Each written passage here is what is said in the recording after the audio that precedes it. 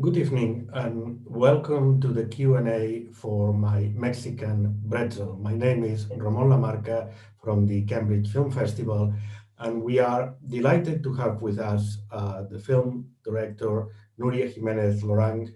Good evening, Nuria. Hi, good evening. I'm very happy to be here also. Thank you very much for joining us.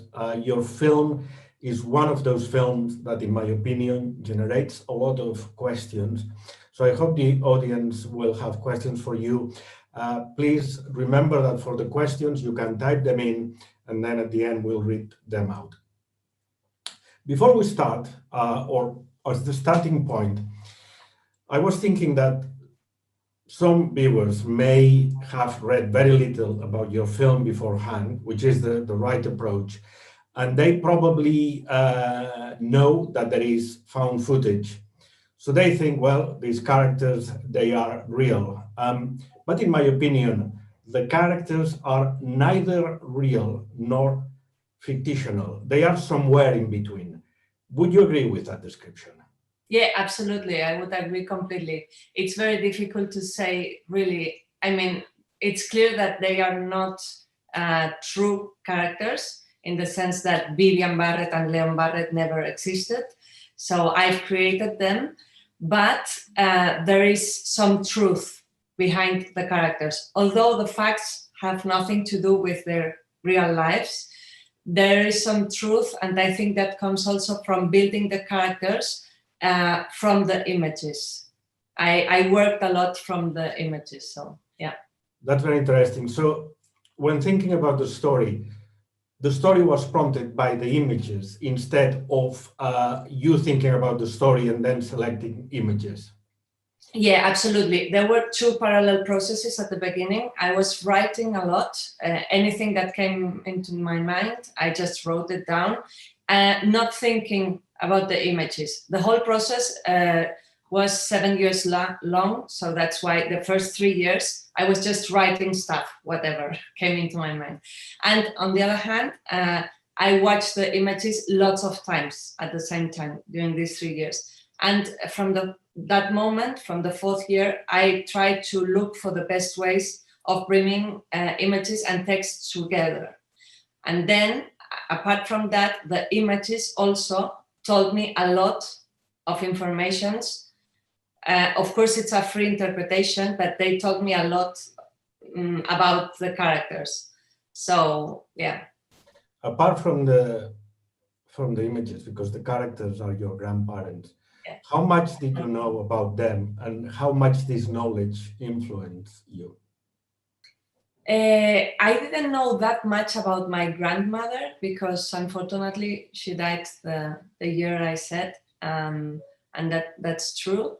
But I think, so I couldn't really think of specific things regarding her. And she was the starting character, the main character. And from that point, I also built Leon Barrett's character and the rest of characters. So I don't think that much, but of course, everything has an influence at the end, no? Everything that I have read or listened to or watched has influenced me for sure, but I can think of many specific things.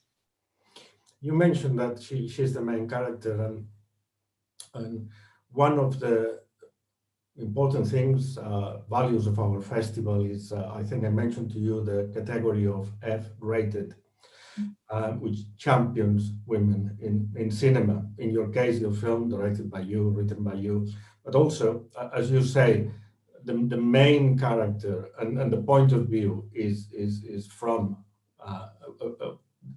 the female point of view. What do you think about the importance of really championing this in a world where the kind of male-orientated filmmaking and storytelling takes the big chunk of the films? Well, I think the more female everywhere, the better, and especially in the power positions, of course, everywhere, in all the sectors, and of course in the films too. So I hope we have always the same opportunities and everywhere in the world in this sense, no?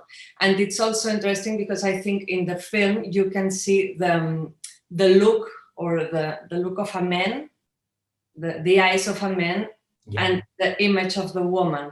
And for me, it's also very interesting that he shares his way of expressing his relationship with the world through a camera, and he can share that socially, and he feels pride, no? But she expresses all her emotions and feelings through the diary, which has this silence in itself as a format and very discreet. And for me, that is also very significant and talks also about female-male thing in the 50s, especially. Yeah. The footage, it's fascinating because, well, first of all, the quality of the images. I mean, to have a 16mm camera, not many people had it, but also that the quality, the way it has survived. If you think about it, there are many commercial films from the 50s and 60s that are pink now. They faded because the stock was very bad. But luckily, in the case of this footage, the color is wonderful. So tell us a bit about the discovery of the footage. How does it happen? What's the state? The amount of film? Well, when my grandfather, who plays the character of Leon Barret, died 10 years ago, I went with my mom to his place in Switzerland. That's where he used to live, to help her with the stuff and everything. And then we found this wonderful treasure and all these, film reels.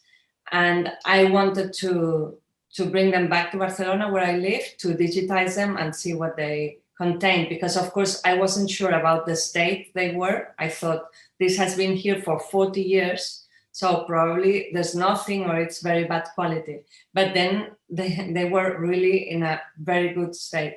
And about the color, I also want to say there's a lot of wonderful work by Federico Del Pero, because there is some uniformity in the colors. Sometimes when I've used very different film reels with different lights and from different years from different places, but I'm telling you it's the same place at the same time.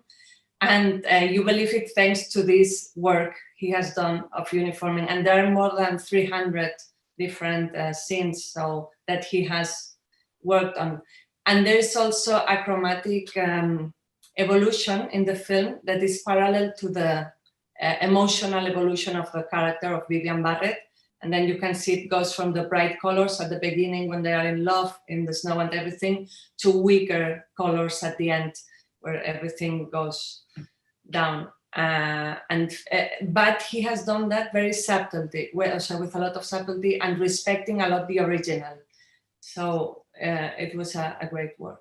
That's fascinating. And of course, there are many examples of the use of color in the cinema, like when Minelli started using it prominently for emotions and really to set the picture. How many hours of footage did you find? A bit more than 29 and something, yeah. And he had never mentioned this to you, or that's Never. Quite fascinating, because also you're very lucky that as a photographer, as an amateur photographer, the quality of the shots are quite good. He's not like moving the camera quickly up and down, left and right. He is things in a quite filmic way for an amateur. Yeah, absolutely. Yeah, that was another surprise because the images were amazing. And in fact, from that 29 hours, it was very difficult for me to take out lots of images I loved and I wanted to include in the film. And the first versions were about 5 hours long and then 3 hours long. And then I had to take out, and I was like, no, not this image, because there were really lots of fascinating images. So yeah, it was amazing. I remember once reading a film theorist, the book, Rudolf Arnheim, and he's one of those theories that say that silent film is more artistic, that basically when sound arrived, the dialogues in a way took some of that artistic element from cinema, which was quite unique. It's the telling a story just by using images, not dialogue. So I think in a way that seeing your film made me think about that and how it, in a way, vindicates this. So do you think the fact that you are using silent images allows you more kind of artistic freedom? Yeah, I think so, because I also tried the voiceover just to discard it. I had already discarded it, but I wanted to try it, of course, to be sure. And then I really saw that, for example, I couldn't have used the sound the way I have used it if I have put voiceover. Clearly, I couldn't. It would be a much more conventional sound, probably, no? Ambient sound, etc.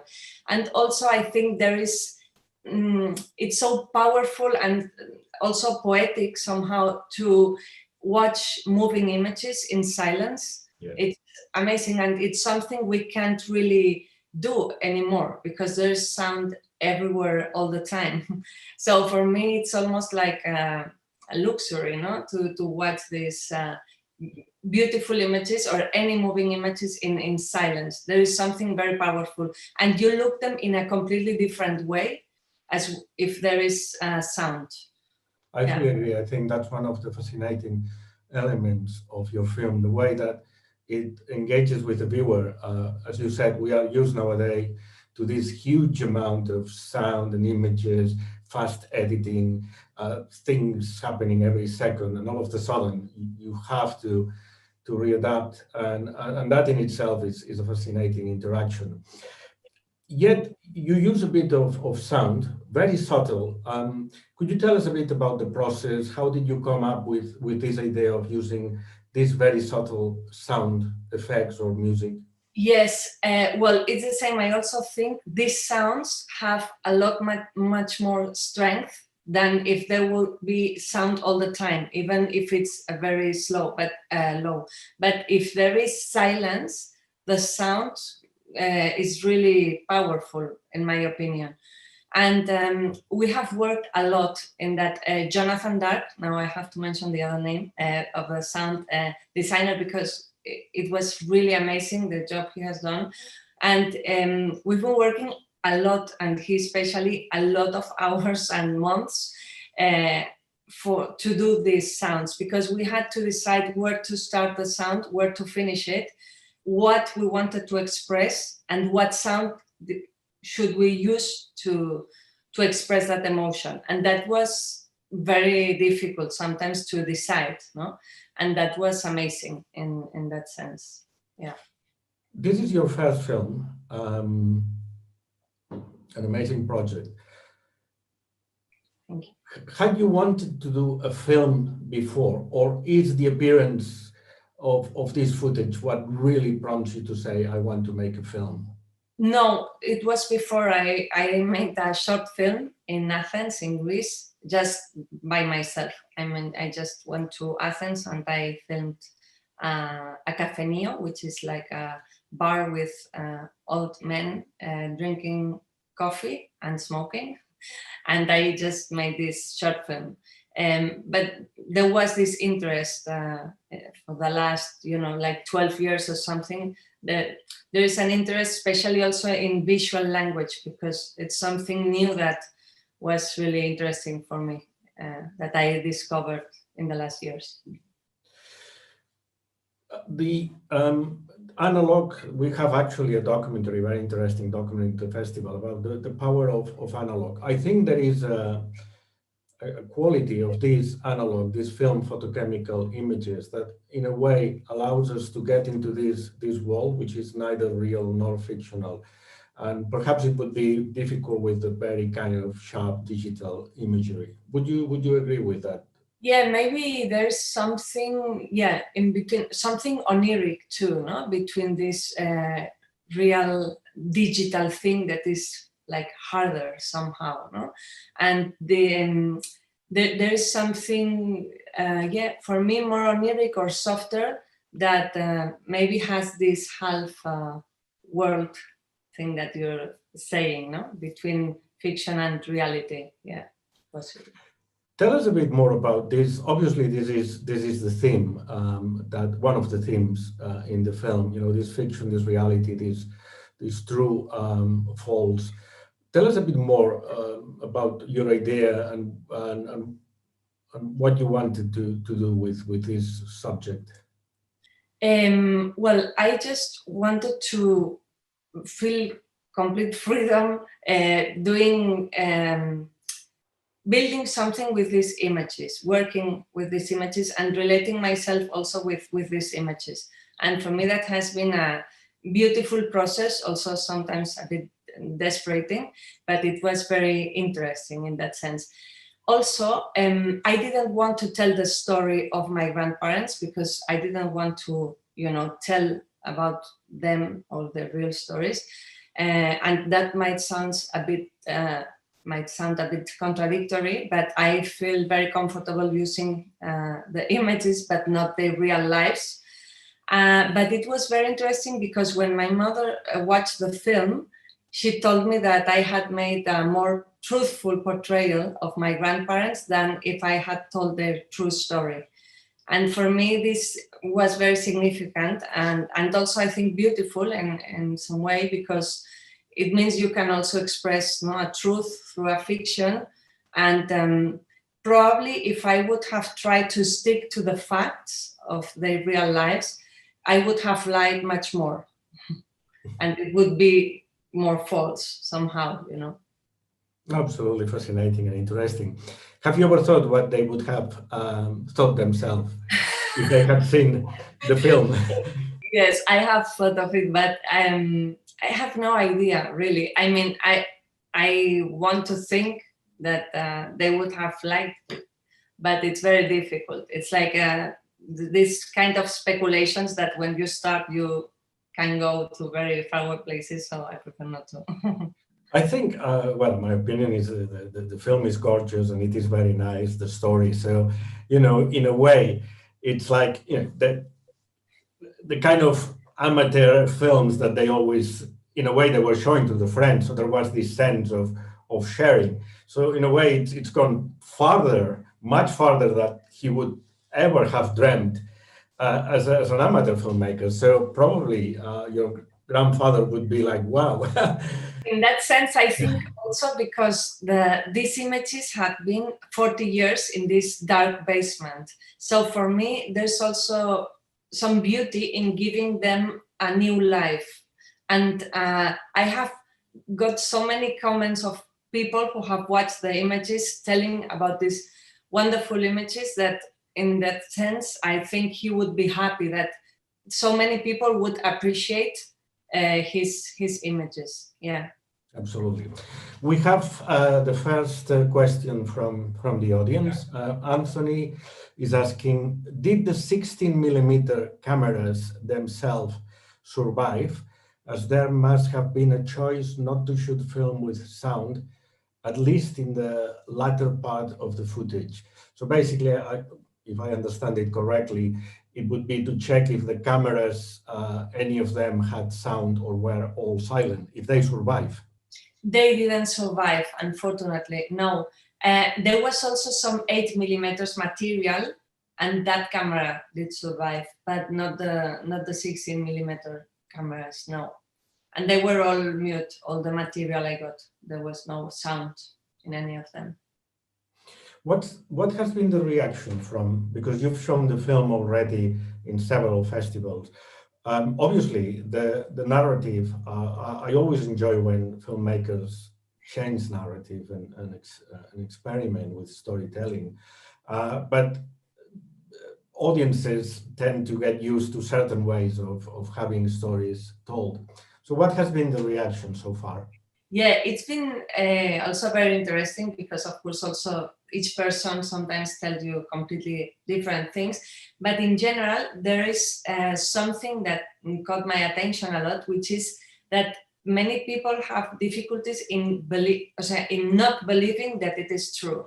So the film, and it has a relationship with the film, because the film also talks about the desire we have to believe in things like a magic pill or a guru or God or a love relationship or something.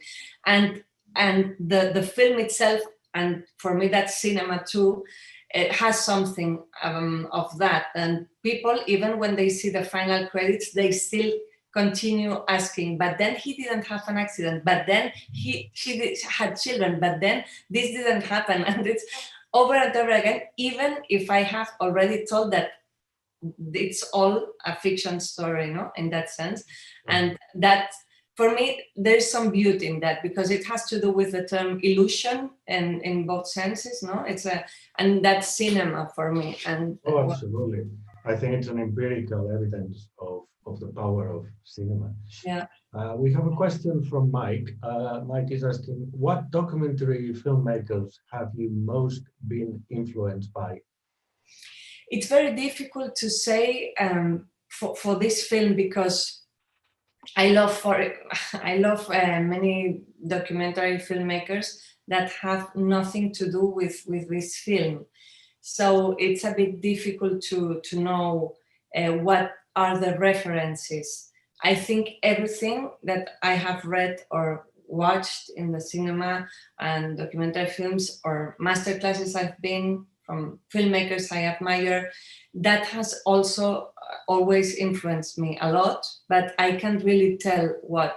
I love, for example, I don't know, Wang Bin, who is a Chinese documentary filmmaker I admire very much, or Frederick Wiseman.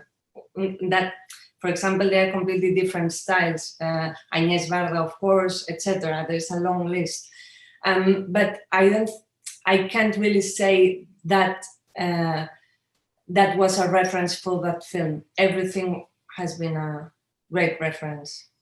Sorry, Mike, I haven't been very helpful with the answer. There is another question.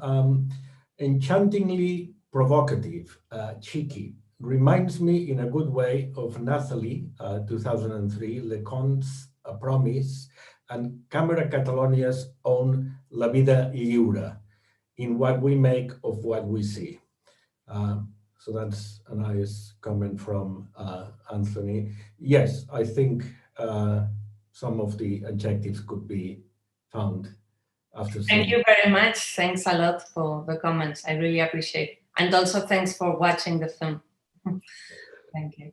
After such an interesting but artistic experimental project, what are your plans for the future? Would you like to go into some more conventional, or would you like to continue? I first want to write the Cariapalli's book. I'm writing the Red Book by Cariapalli. That's a project I want